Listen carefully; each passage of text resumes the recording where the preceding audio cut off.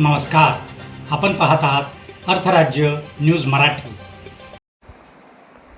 अब्दुल्लाट येथे बोगस कर्ज दाखवून फसवणूक, 24 जणांविरोधात तक्रार दाखल। अब्दुल्लाट तालुका शिरोळ येथील संमती सहकारी बँकेत ठेवीदाराच्या ठेव पावतीवर बोगस कर्ज दाखवून फसवणूक केल्याचा प्रकार घडला आहे। त्यामुळे ठेवीदार संगीता सचिन मेते राहणार अब्दुल्लाट याने बँकेचे मुख्य कार्यकारी अधिकारी अशोक पाटील, शाखा अधिकारी सतीश चौगले, सुकुमार बेडकळे यांच्यासह अध्यक्ष, सर्व संचालक अशा एकूण 24 जणांविरोधात येथील पोलिसात फसवणुकीची तक्रार दिली आहे।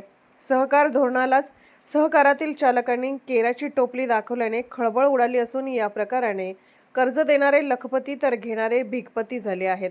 त्यामुळे ठेवीदारांचे धाबे दणाणले आहेत।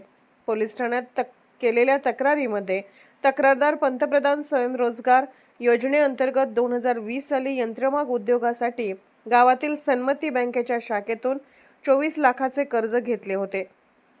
कर्ज मिळाल्याने मेथे यांनी त्याच बँकेत विविध रकमेचे 21,50,000ची ठेव पावती केली होती। PMS योजनेअंतर्गत कर्ज असल्याने अनुदानाचे कारण सांगून मेथे यांच्याकडून ठेवीच्या पावत्या शाखाधिकारी यांनी ताब्यात घेतल्या होत्या।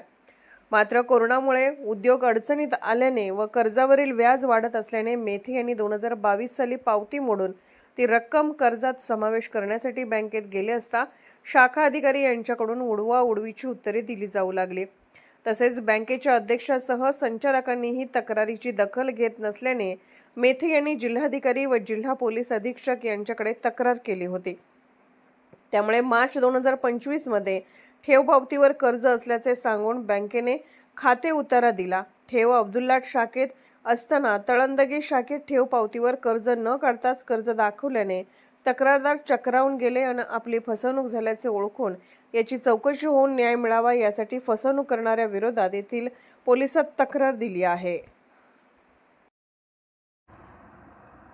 अर्थराज्य न्यूज चॅनलला लाईक करा, शेअर करा आणि सबस्क्राईब करा।